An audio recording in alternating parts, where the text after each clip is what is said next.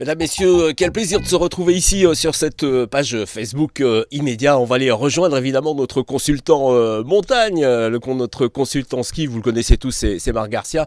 Et son invité aujourd'hui, on va aller du côté d'Andorre. Je vous le mets à l'écran.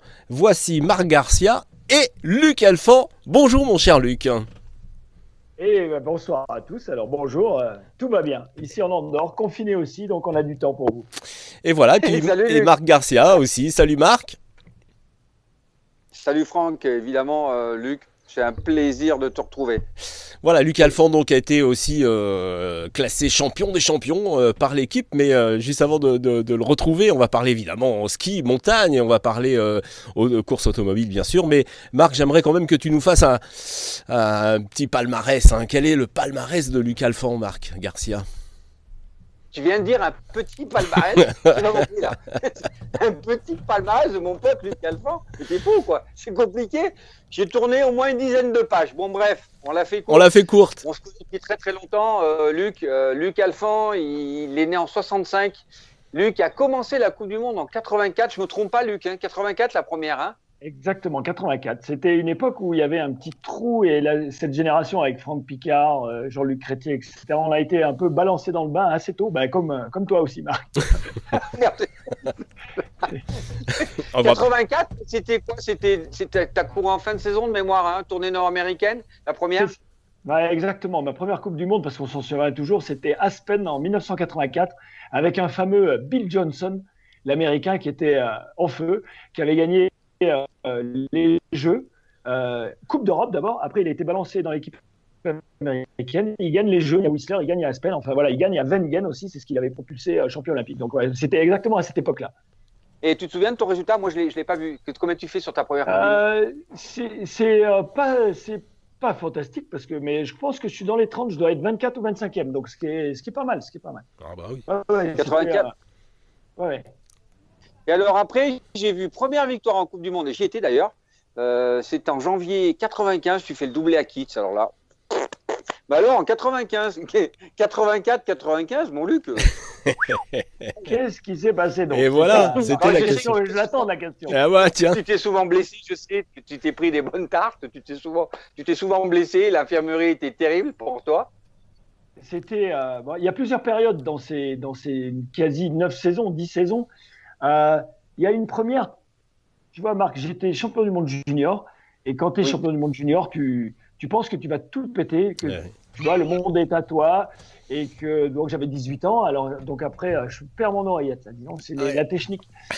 Et, après, pourtant, je me suis pas blessé au début, Marc. J'ai les premières années de Coupe du Monde où j'attaque en 84, 85, 6, 7. On peut dire que jusqu'au jeu de 88 à Calgary, je fais 4 saisons où finalement, des petites blessures, des bobos, mais je me blesse pas. Et j'avais simplement du mal à passer le cap. Je me cherchais. À l'époque aussi, je faisais donc enfin, je vais dire toute la Coupe du Monde, pas que les combinés. Donc, je faisais le géant. Et pendant 2 saisons, j'ai été propulsé. C'est là que j'ai connu tous les anciens. Donc, j'étais dans le groupe technique quand j'ai attaqué la Coupe du Monde pour un descendeur. Eh Donc, ouais. ça, les gens ne le savent pas. Mais en 85, en 86, j'ai fait tous les slaloms.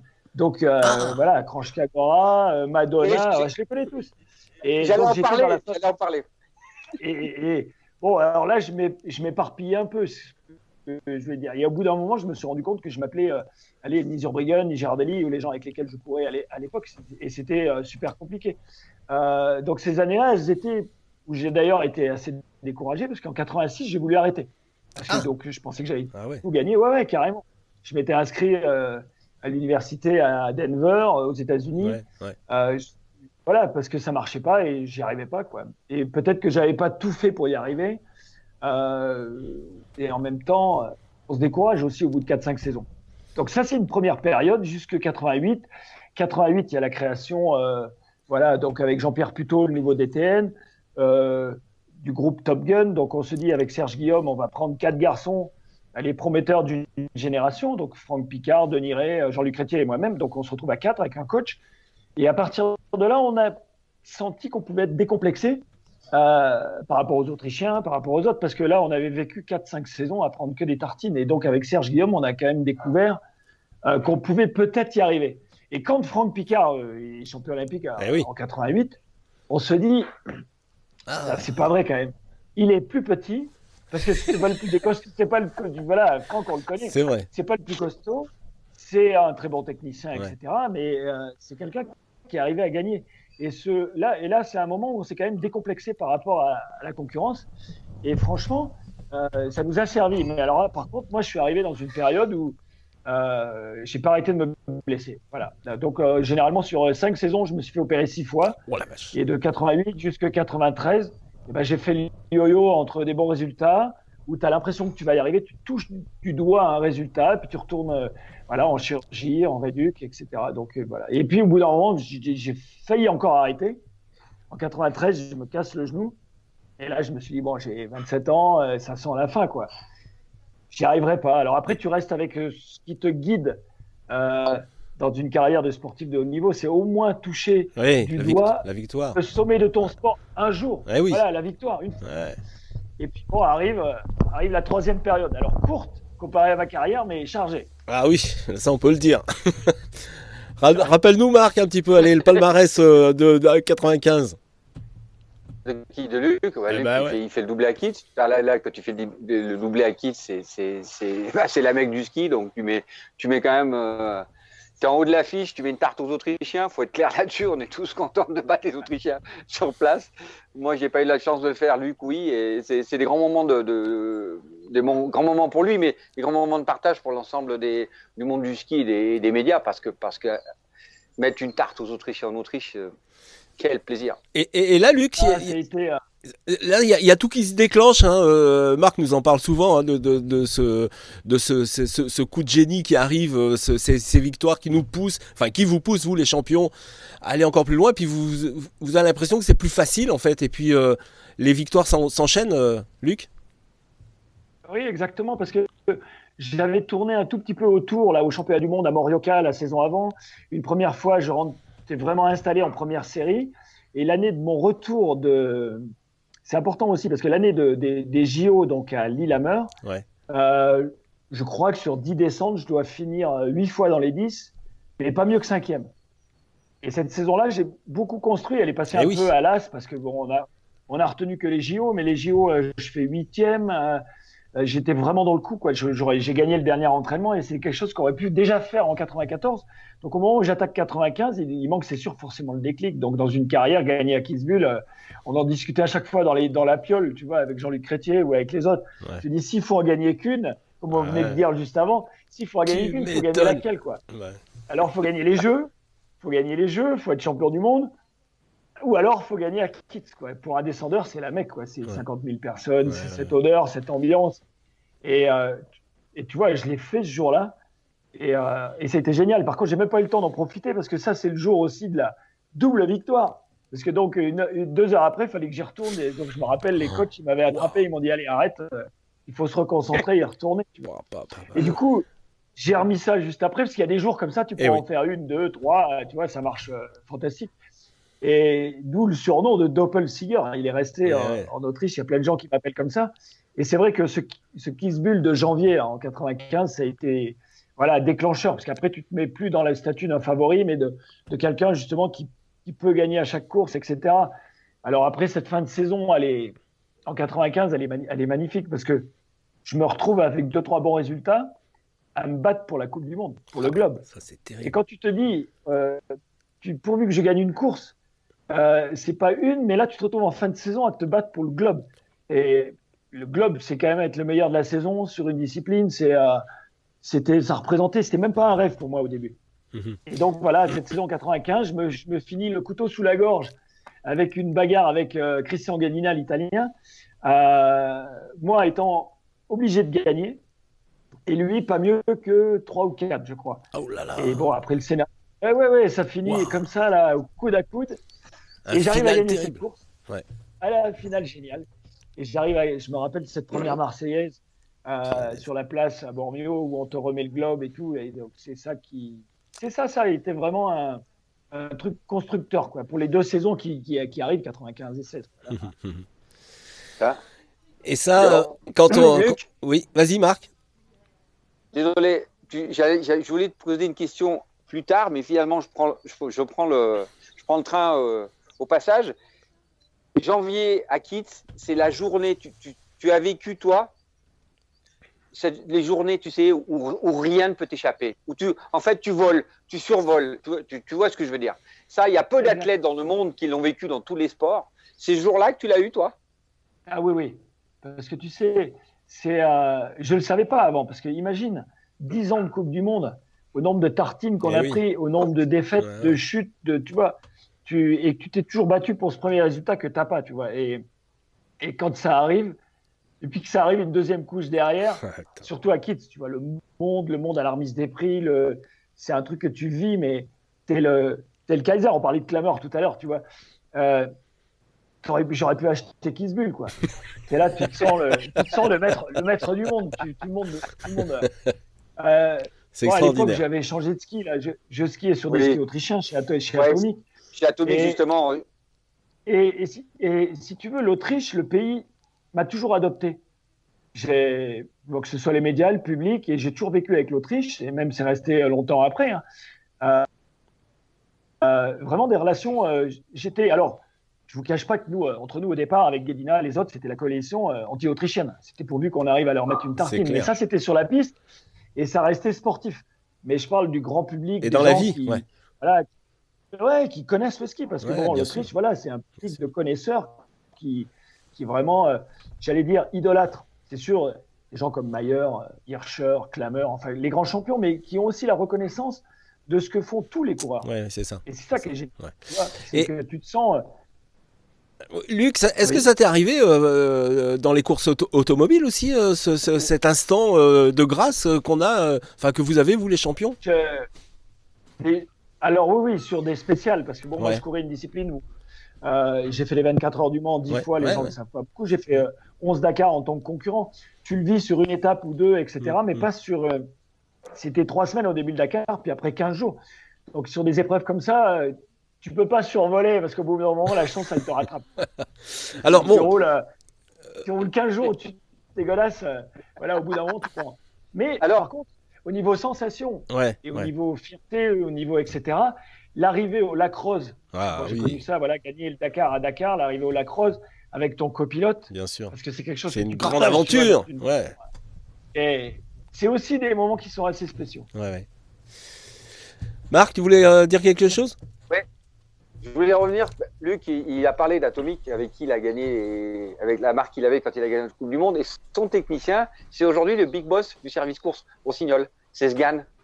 C'est Stéphane Mougin, c'était le technos perso de Lucio. Quand il a gagné exactement. Il y a vraiment une grande histoire avec Sgan. Parce que Stéphane Mougin, il est arrivé.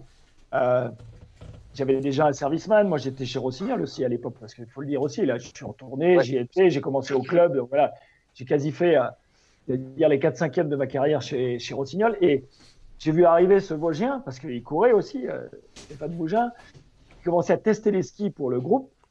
Et puis après, qui a commencé à faire technicien multimarque, etc. Et on a construit ensemble. Et puis au bout d'un moment, moi, je me suis retrouvé. Je me suis dit, il manque un serviceman. Donc Stéphane, est-ce que tu peux venir? Et les meilleures années, je les ai faites avec Stéphane.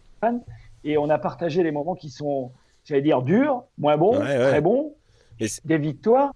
On peut faire un petit clin d'œil à Sgan parce que un jour, il a fait des tests et il a tapé dans une tameuse qui a reculé. Et il a laissé le fémur, le genou, etc. Donc, il a failli y passer pour tester des skis pour nous. Et ça a été des moments aussi difficiles parce qu'il a été évacué. C'était un gros carton. Et ça resserre encore les liens. Donc, j'avais une confiance, mais il pouvait me mettre n'importe quoi. Je ne posais pas beaucoup de questions sur les skis. Quand tu arrives, imagine, au départ d'une descente, tu arrives, il te met les skis et hop, tu y vas, tu vois. Tu enlèves ça de ta tête déjà, tu ne te poses pas la question si tes skis vont vite ou pas vite. Les skis sont bons déjà. Donc déjà, tu débranches d'un truc et tu t'occupes du reste. C'est ce que nous dit Marc Garcia dans ses débriefs. À chaque fois, je parle du technicien et le technicien ski particulièrement. Et il parlait du copilote en voiture. C'était le copilote, Xan, c'était le copilote de Luc, qui était indispensable pour lui. Il le sait très bien. Nous, on le sait parfaitement. Oui, nous, on le sait parce que on le dit, les travailleurs de l'ombre, ceux que tu vois jamais, ceux qui vont prendre des températures la nuit et qui vont relever les trucs. Et puis après, c'est des magiciens. au niveau préparation de semelles, fart, etc. Donc voilà, il y a beaucoup de secrets dans ce milieu-là. Ouais. Alors, Luc, toi, tu as eu la chance d'aller jusqu'en finale hein, et d'aller choper ce gros globe. Alexis, il était à deux doigts. Dans quel état d'esprit doit être une course qui s'arrête comme ça, un championnat, une Coupe du Monde qui s'arrête comme ça, mais ça doit être terrible de ne pas aller jusqu'en finale. Oui, ce qui se passe cette année, bon, la situation elle est compliquée pour tout le monde, mais Ouais. c'est vrai que ils étaient trois à se battre cette année et c'était finalement un super suspense. Ça Bien gâche sûr. pas ce qu'a fait Marcel Hirscher les 8 dernières années. Ouais. Lui, il a écrasé, il était là et cette année, il y avait un vrai Ah, mais c'était. suspense et Mais on avait oui. un Français. Voilà. Et puis avec Alexis, donc un Français qui se bat pour vraiment le globe au général. On aurait aimé les vivre ces finales, ça c'est sûr, parce que je pense que vraiment, je pense que Christopherson était un peu derrière. Ouais. On Et dirait. puis, il était pas. Non, mais ouais, on dirait, Ouais. mais est-ce que lui était capable de gagner les deux courses, comme l'était Alexis? Donc, je pense qu'on aurait vécu vraiment un super match Ouais. avec un Kildé qui lâchait forcément des points et un Alexis qui aurait pu gagner les deux courses et gagner le globe sur le fil et ça aurait Et été ça- un suspense génial. Moi, j'espère juste, parce qu'on échange avec Alexis Ouais. Ouais. un tout petit peu dans J'imagine. l'hiver. On se téléphone pas beaucoup, mais j'envoie des Ouais. textos. Ouais. Bon, lui, il sait ce qu'il Ah. a fait. De toute façon, on globe depuis, pas cette saison, mais depuis quelques saisons. Et moi, j'espère juste qu'il aura le même niveau de forme l'année prochaine Ouais. et que les petites erreurs qu'on failli et qui lui ont coûté très cher cette année, eh ben, il pourra les éviter. Mais les erreurs qu'il a faites cet hiver sont des erreurs d'attaquant. Ah. Donc ça, on ne pourra jamais lui reprocher. Bien sûr. Si les sorties qu'il a faites, Oui. Ouais. il y a une ou deux fois où il a enfourché, où tu te dis, Ouais. putain, ça, c'est peut-être pas de cul. Mais tout le reste, il n'a pas à rougir de ce qu'il a Ouais. fait Ouais. cet Ouais. hiver sur des erreurs d'attaquant. Et le seul moyen de gagner un gros globe, c'est en attaquant et en attaquant toute la saison. Mhm. Parce que sinon, si tu commences à assurer, à calculer, à compter les points, ça ne marchera pas. Ça fonctionne jamais. Ouais. C'est vrai. Euh, C'est vrai. alors, Donc, on va dire à Alexis, oui, parce que voilà, tu penses reste qu'il, les zen. Luc, tu penses il va en ressortir encore plus fort ou ça va être plus difficile pour la saison prochaine? Ah non, non, non, non. Ce qu'il a appris et ce qu'il a vécu Ouais, cette année, c'est appris. ça va être une pierre à l'édifice. Ouais, ouais, ouais. Et non, ce qu'il faut pour Alexis, c'est justement essayer de retrouver par la saison d'entraînement le même niveau de forme qu'il avait, qui était Oui. très très bon cette Ouais. année. Et à noter aussi qu'il n'a jamais pioché physiquement sur la fin de saison. Donc il était super bien préparé. Mhm. Donc à lui de gérer ben, voilà, les petits bobos, les blessures, toutes les bêtises qui peuvent contrarier une préparation. Mais cette année, il était au top. Alors, au niveau de la préparation, Luc Alphand, comment tu te prépares, toi? Parce que qu'est-ce qui va se passer là dans les semaines, les mois qui vont arriver? L'actualité, c'est quoi de l'actualité de Luc Alphand? L'actualité, c'est fini un petit peu là, à la fin de saison. On avait encore des opérations partenaires avec Ouais. ici en Andorre, je travaille avec le Grand Valira, donc on avait encore la Coupe du Monde de kilomètres lancés qui était ici en fin de saison. La prochaine et grosse échéance pour moi, c'est donc je suis directeur sportif adjoint du Silkway Rally, Mhm. qui est l'équivalent du Dakar, mais qui part de Moscou. On allait jusqu'en Chine en passant par le Kazakhstan. Et bon, on a annulé la Chine assez tôt, on a annulé le Kazakhstan. Pour l'instant, on garde la partie russe Mhm. pour faire 8 étapes et faire un rallye. Alors ça, c'est un rallye qui est au mois de juillet. Mhm. On peut peut-être essayer de le faire glisser fin juillet, début août. Ouais. Mais voilà, donc pour l'instant, on est en train de travailler là-dessus. On a modifié le parcours pour reprendre des anciens roadbooks et rester sur une partie russe. Mais voilà, comme beaucoup de gens, on est dans l'attente, dans l'expectative. Est-ce que voilà, à Schengen, l'ouverture des... Ouais, oui. Parce que là, on a beaucoup de concurrents qui sont hors Europe et notre rallye, il est en Russie. Mhm. Donc voilà, quelle sera l'évolution en Russie du virus et de la situation, Mhm. etc. Donc c'est compliqué pour beaucoup de gens en ce moment. Et le reste du travail, c'est on travaille avec des partenaires, généralement sur l'année. Et voilà, Ouais. je dirais qu'on pourrait faire ce qu'on n'a pas fait maintenant, on pourra le faire plus tard. Mais bon, c'est toujours très compliqué parce qu'il faut se préparer et là, vous pouvez même pas vous préparer. Je veux dire physiquement avec les voitures, les préparations des autos et tout ça. C'est là aussi, s'il n'y a pas de préparation, il peut pas y avoir de compétition. Ouais, il y a beaucoup de choses qui sont à l'arrêt, la Formule 1, les ateliers, les Mhm. mécanos, Mhm. voilà, tout ce qu'ils font, la préparation d'une course. Parce que même en télétravail, on peut travailler sur j'allais dire de la logistique extérieure, mais Ouais, après, mais il faut le forcément terrain. que voilà, il y a une limite qu'on peut pas, Mhm. voilà, qu'on peut pas dépasser, qu'on peut pas faire. Mais c'est vrai que la situation, le déconfinement ou la sortie même économique de cette crise, ne sera pas évidente. Parce que Non. le sport, je pense que le sport va en souffrir. Parce que malheureusement, une entreprise, dès qu'elle souffre, voilà, elle va verrouiller ses budgets marketing, Exactement, communication, etc. Et je pense bien que sûr. c'est le sport en général Ouais. qui risque d'en pâtir à la sortie. Ouais, mais peut-être qu'il y aura d'autres solutions et peut-être qu'on va justement Ouais. évoluer un peu plus et dans le monde du sport aussi. En tout cas, je pense que c'est peut-être aussi un petit coup de balai ou des innovations et de la création. Ah, c'est toujours quand on est en difficulté qu'on crée le plus. Marc, tu voulais ajouter quelque chose? Je voulais poser une question à Luc de nouveau parce qu'il parle de sport et c'est super de pouvoir lui poser cette question. Tu sais que Luc, il a deux garçons qui sont en Coupe Bien d'Europe, sûr. Nice pratiquement en Coupe du Monde de descente, et il a une fille en Suède. Mhm. Alors par rapport à ça, est-ce qu'il y a une différence aujourd'hui sur le programme français et le programme suédois? Euh, Même si c'est les et- garçons et les filles, hein, on est d'accord. non, non, mais Marc, il y a une vision tout à fait différente nordique. D'abord par l'état d'esprit, Mhm. euh, sur certaines façons de travailler et sur la confiance qu'on met dans les athlètes. Bon, je le vois un peu de l'extérieur, je parle un peu avec ma fille. La Bien grande sûr. différence sur l'entraînement, c'est que l'entraînement physique des Suédois, il est fait tout seul. Et ça, c'est une énorme différence. Il n'y a pas de stage physique, il n'y a pas de rassemblement de coureurs, ou comme il peut y avoir en France au Centre national à Albertville, Ouais. où là, on centralise tout l'entraînement physique de tous les coureurs de l'équipe de France. Et, Ah, et les Suédois se débrouillent tout seuls. Alors, ils ont un préparateur physique, un programme, bien sûr, et le préparateur physique tourne avec les athlètes.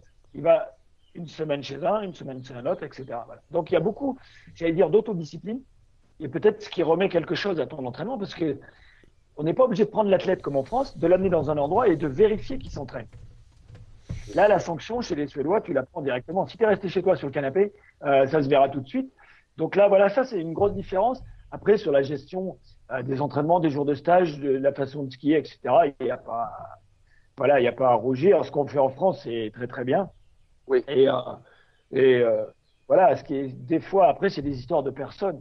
Dire, parce que voilà, elle a choisi de partir en Suède à un moment où elle était un peu en difficulté dans certains groupes, ce qui met pas du tout en cause la façon j'allais dire, de fonctionner de l'équipe de France, de la fédération, parce que voilà, il y a qu'à regarder les résultats, bon, plus chez les hommes, là, ces quelques dernières années, et les filles sont un peu en retrait.